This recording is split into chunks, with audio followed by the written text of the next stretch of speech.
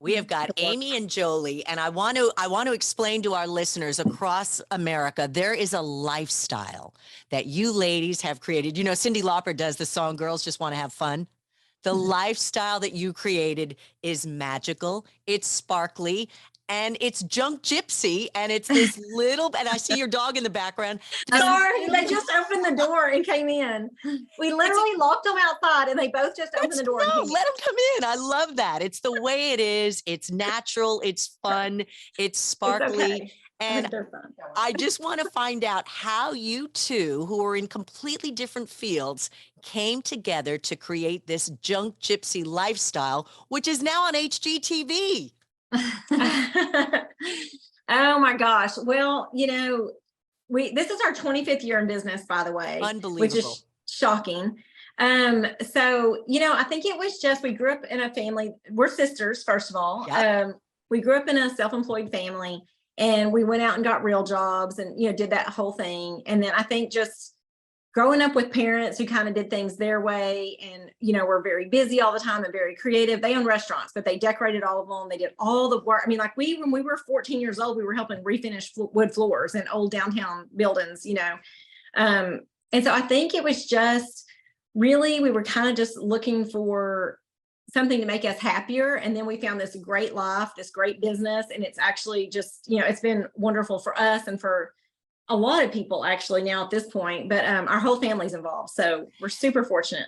But I need to rewind it and learn how you can't just say, you know, you did regular jobs and then you found this great. What did you do? How did you, the fashion and I know you bring in, you know, refurbished secondhand stuff. You've got this in now, you've got this store. It's a lifestyle that you created. I mean, it's kind of like, what's her name? Magnolia, you know. Oh yeah. Joanna Gaines. Joanna Gaines. It's like she created a lifestyle. How did you two sisters do this?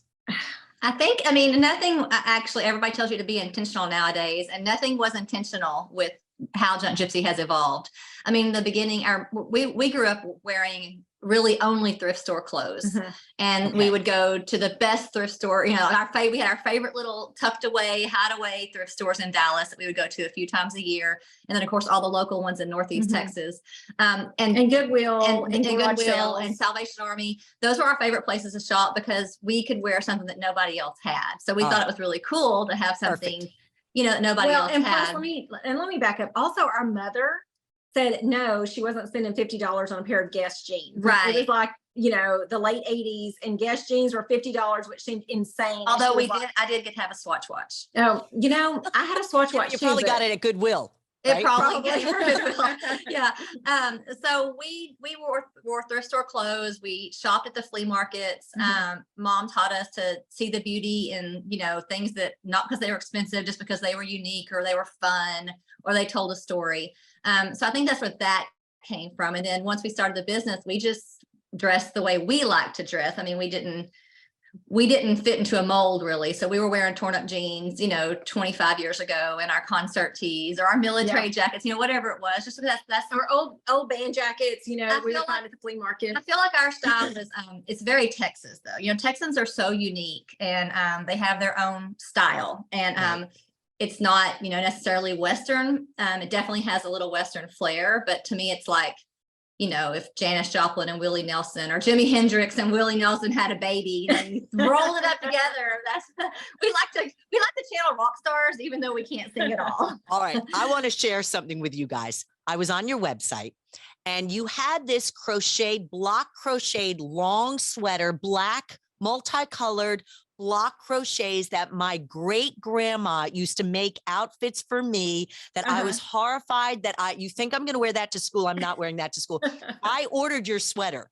Just I can't, it should be arriving in 2 days. This long crocheted sweater that I cannot wait to wear. It's fun. It's beautiful. It's unique. There's such great memories with it. Granny would be proud. She would be. Gaggy was we call her that name. Granny chic. That's Granny chic. Yes. Now, so what I like to do is I like to find people who delight others with their talents, their gifts, their creativity. So you had your outfits, then you start this business. And was it a store? Was it what was the beginning? Because I know I've seen So- your beautiful building in Round Top. Thank you. Both of them, and so- you're in. Thank you. Have you stayed at the inn? No. Next time, you need to stay with us next time Yes. you're in town.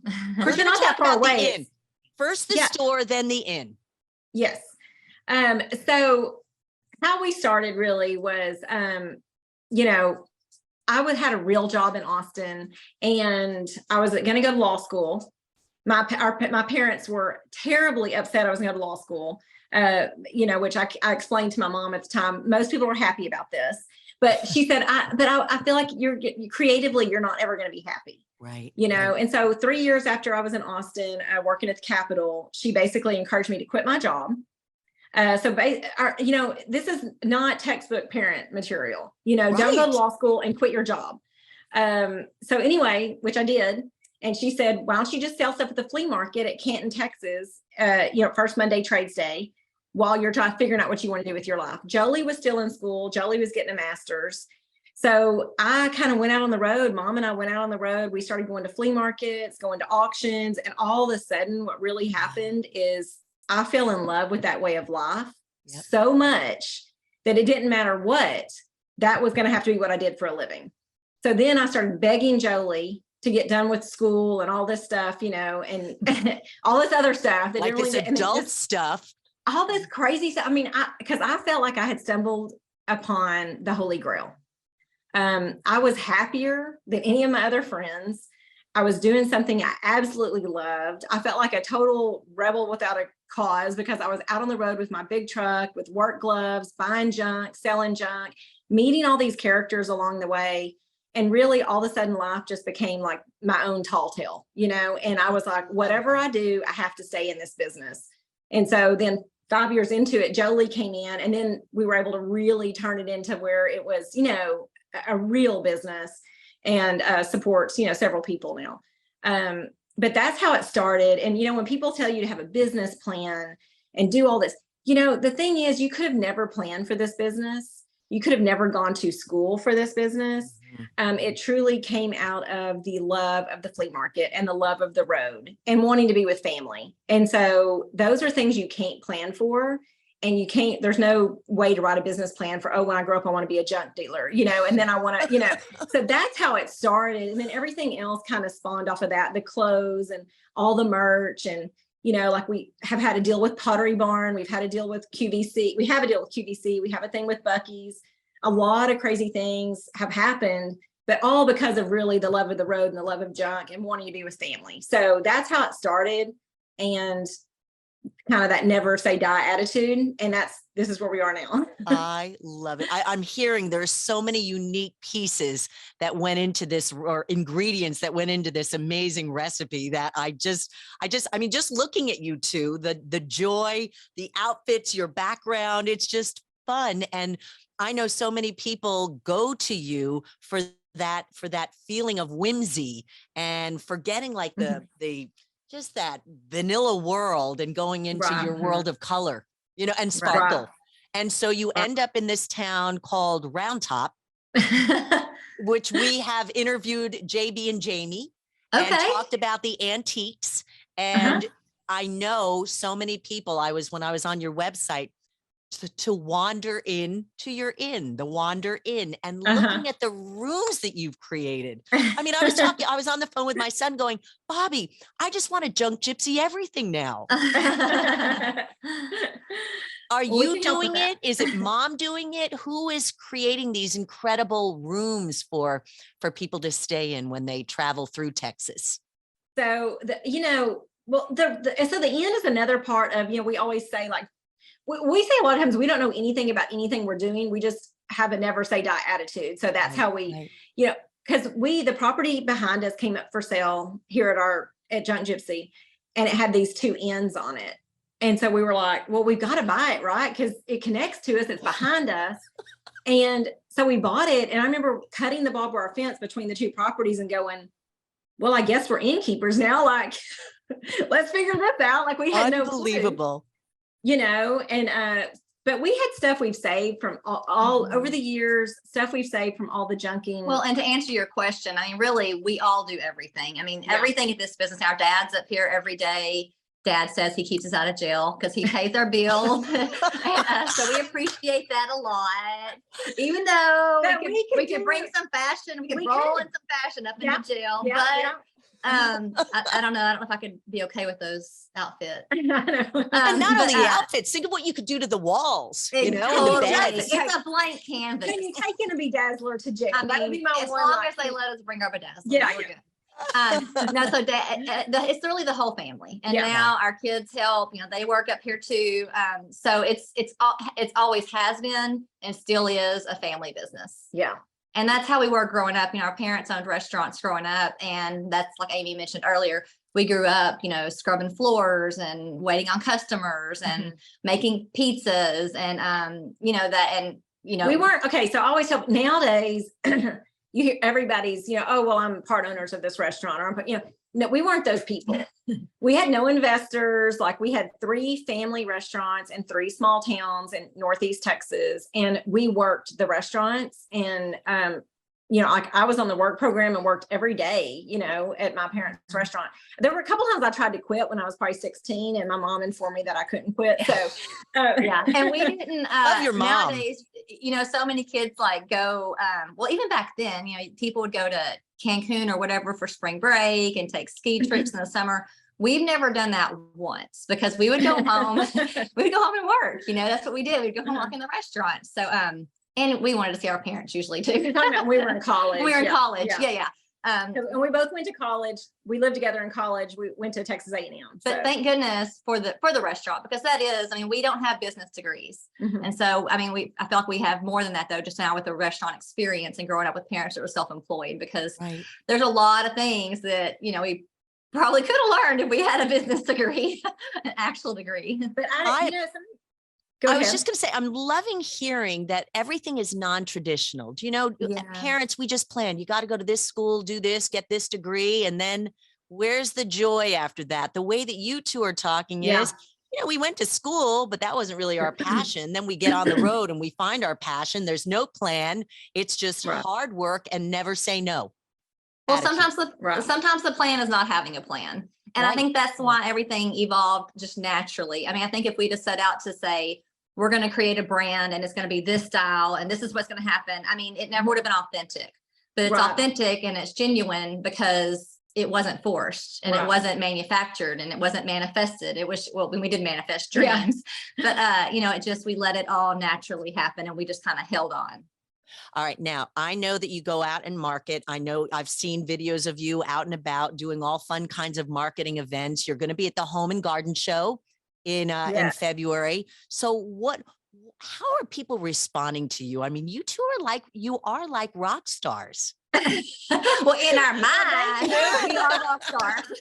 I know the ladies love what you've done. But then our mom laughs at us and we come back to earth. But truly, no, we're looking really forward to Houston Home and Garden. I mean, we have so much fun at things like this. It's an opportunity to tell our story and meet kindred spirits, you know, people that are like us and people that are so excited about kind of the same thing.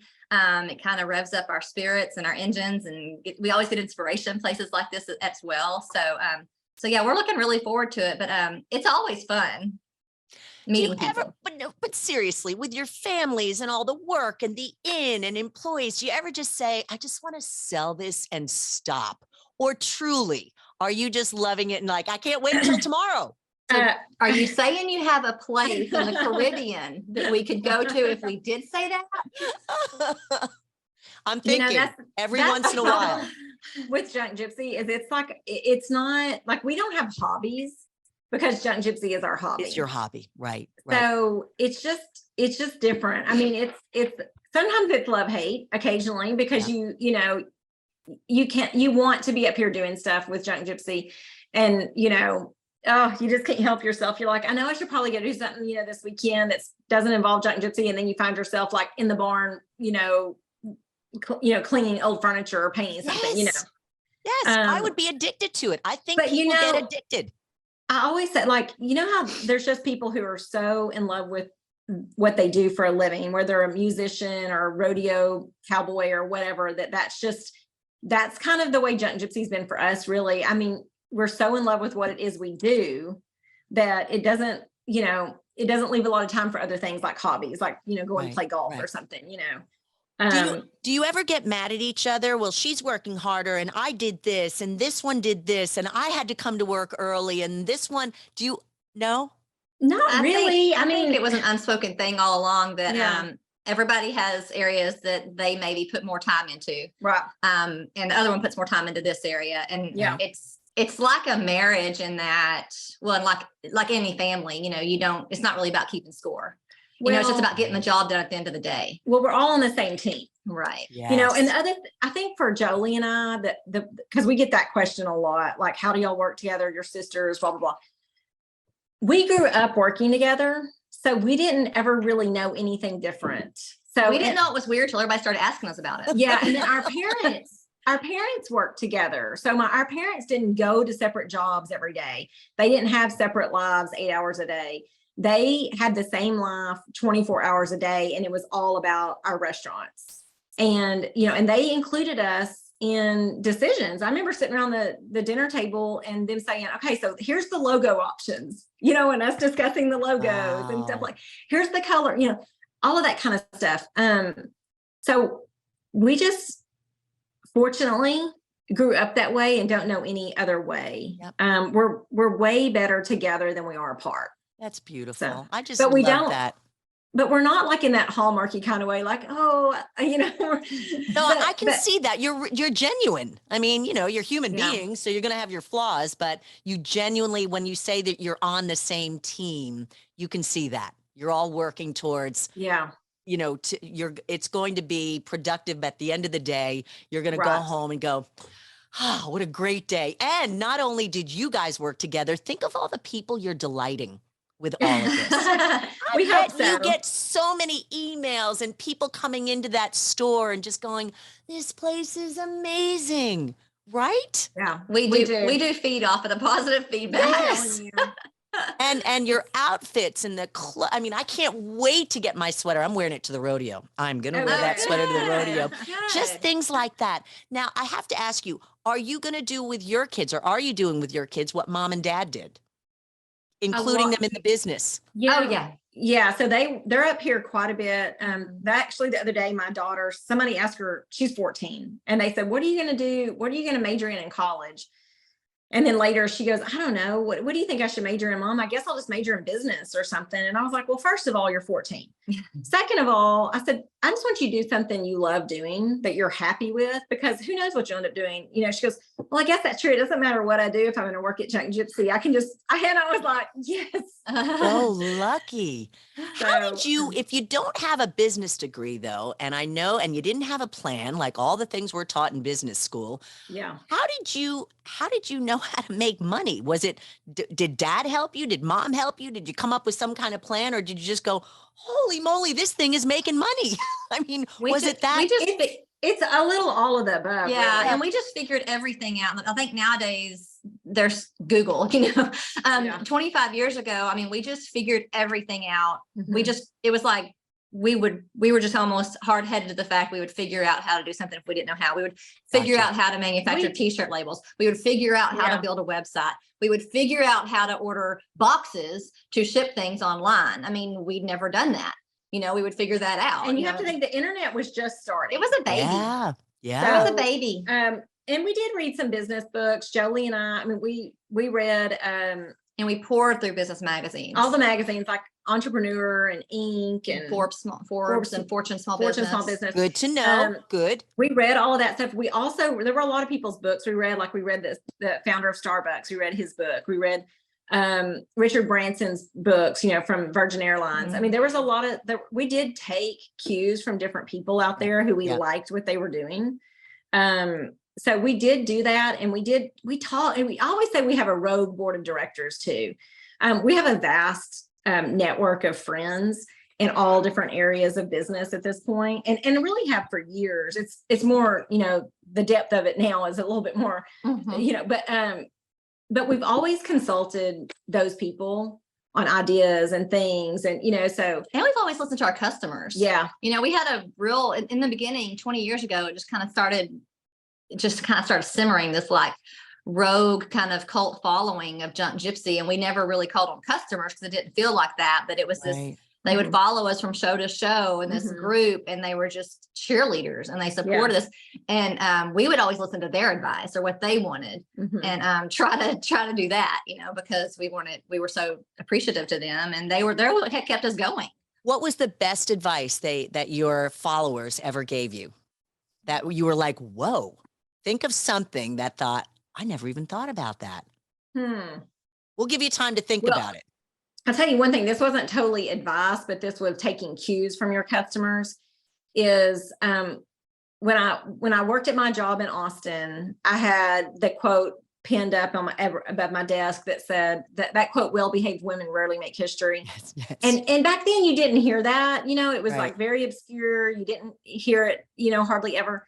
And that was like my motto for life, like, because, just doing all the things you're supposed to do doesn't always get you, grandeur, you're not going to so we decided to take this old picture of this old cowgirl picture that was also something we loved, and put it on a t-shirt with that quote.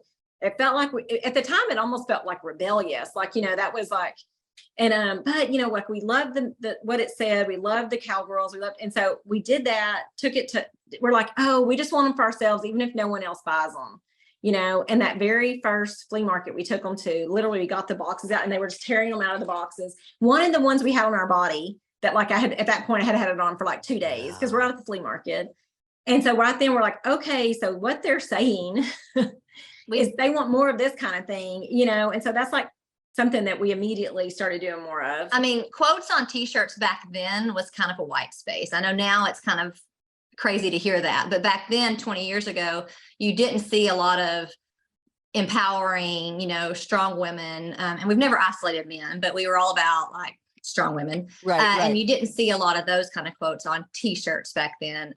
And our primary business was still junk. I mean, at the core, we were lovers of junk, in the flea market. We just started adding in different little buckets, and one of them being t-shirts, and women went crazy. And I just think it was a way that they could express themselves. And everybody, I think, had felt like, you graduate college or you don't go to college, or you graduate high school and you just have to be a grown-up all of a sudden. And so often our shirts just kind of tapped into that wild little whimsical, adventurous, rebellious, whatever girl inside. Which sometimes motherhood, marriage, being an employee can kind of get rid of that stuff. You lose her. You lose her sometimes. You do. Now tell me about your outfits. I love the pink. I see the lace on yours. Are these, look at that. Can we buy them there? Are these like outfits that you found? So I have tags on all my clothes right now. I just went in the store just now and grabbed this and put it on. So yeah, we sell all this kind of stuff. Beautiful. Like this jewelry is handmade. I can't think where this girl's out of right now, but this is a company called Twigs. We sell a lot of like women designed, women owned small business. We support over 100 small businesses here at Junk Gypsy, just with the items that we carry. And of course, a lot of them are I would think the majority are woman owned. Yeah, because we sell women's products. But yeah, we're really proud of that. That makes it even better to go to you take it to the next level like that and really get to know the people behind the products that you sell. I love that. Right. I love that. Right. Now, tell me about the Wander Inn. So are they just single bed? If we were to stay there, maybe wandering through Texas, come to Round Top, are they rooms for families? Is it just like a hotel? Or tell us about this, because I think you've got other properties too. Don't you have I know there's an individual building on your land? So it's all on so Junk Gypsy, what we call the Junk Gypsy compound is 65 acres. Wow. And on the back of the property, like the back 40, is 2 large buildings, which is technically the Wander Inn. Okay. There's also a 1952 Sears kit house on the property. It's like a farmhouse, like an old farmhouse that you can rent that. We call that the Gypsy Farmhouse. Yes. Beautiful. And then we just did, our newest addition is Thelma's Garage, which is a tribute. We took an old garage on the property and turned it into a tribute to Thelma and Louise. But at the end, it's like one great common in one end, there's one great common area and 4 rooms that all connect to the common area. But people rent the rooms individually. Or you can, or it can be a family reunion and y'all all you're kind of in the same, under the same roof, but have different rooms. The other end, because there's 2 structures, like she said, the other end down at the back 40, it has a common area on the top floor. So the 2 top rooms share a common area, and the 2 bottom rooms can go up and get their coffee, but they don't share a common area. So you have all kinds of options. And then Longhorns, we have Longhorns grazing in the pasture. So you can sit out on the balcony with your cup of coffee or your Shiner Bock beer or whatever it is and watch the Longhorns graze. And people get really excited when there's babies being born out there. Yeah, and that usually happens during the spring show. And the sunset and the sunrise in that area, spectacular. But listening to both of you, I bet you're never home binge watching Netflix. You know what? I did that all Saturday. Wait a minute.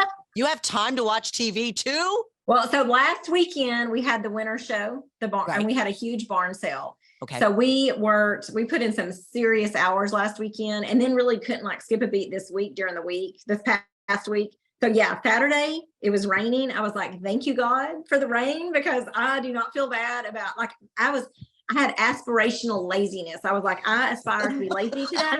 Anybody who can help me with my mission. And then it started raining. I was like, thank you. Okay. Yes. So I did stay home. That should be like a badge. Aspirationally lazy. Laziness. Aspirationally I love it. lazy. Yeah. Was it Yellowstone that you were binge watching? What was it? No, it was actually Outlander. Oh, okay. All right. So, which has a little. I haven't seen it. Have you seen any of it? No. Well, it's actually pretty good, but it does get very serious into like all the wars over in Scotland, and and you have moments where you're like, it's got a lot of stuff about war in there.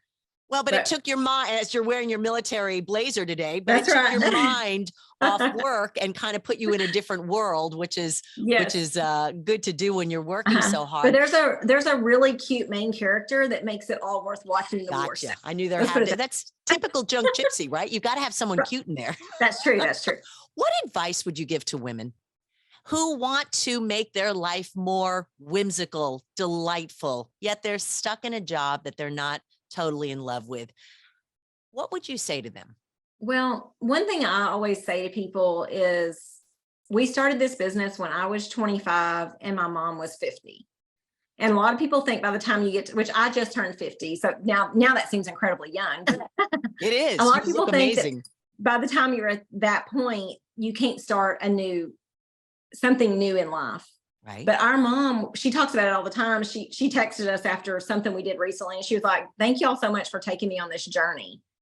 And of course, it has been an amazing journey. But I think the thing is, what Jolie and I say over and over again is, life's too short it sounds cliche, but life's too short to not follow some version of your dreams. Mm-hmm. And we've always had our head in the clouds and our feet on the ground. And that's how we've been able to make this work. But we always think, like, even if you can't go out and start a business, but bring some things into your home that, like make your home a fun place to be, make it a place you want to escape to.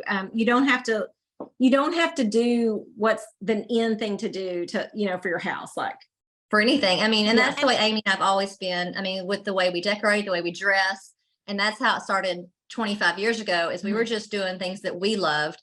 We didn't want khaki walls and khaki curtains. I mean, no offense against the khaki people out there, but we didn't connect with that. We didn't want to feel like, we still don't want to grow up. We didn't want to grow up then. We wanted our home to feel like somewhere fun, to reflect our personality, and maybe places you've been or places you wish you could go, just adventures.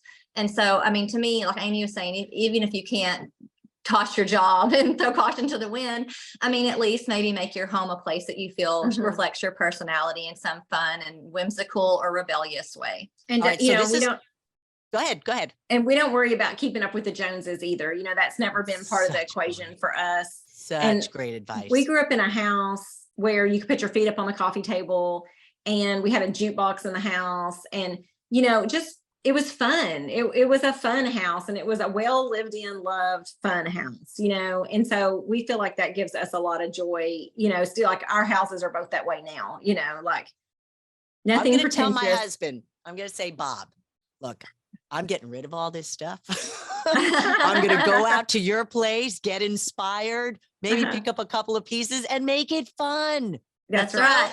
I think everyone would enjoy a fun, well lived in. It doesn't have to be keeping up with the Joneses type house. And social media, man, I know you guys are on social media, but that's such a comparison thing. Yeah. And I'm telling you, take the Junk Gypsy philosophy and just go follow your passion, not what all Right. social media is telling. And Junk Gypsy is on social media, but we're not personally, either one of us individually, because we agree. It's That's it's amazing. too much. That's amazing. Well, I've loved your product and I've loved your story. And now talking to you is and learning about your mom and dad being a part of it. That's such a great part of the story. I love that. Yeah. Thank I'm you. so glad you two get along. You're helping all of us siblings realize that, yeah, you can work together, live together, and have fun together.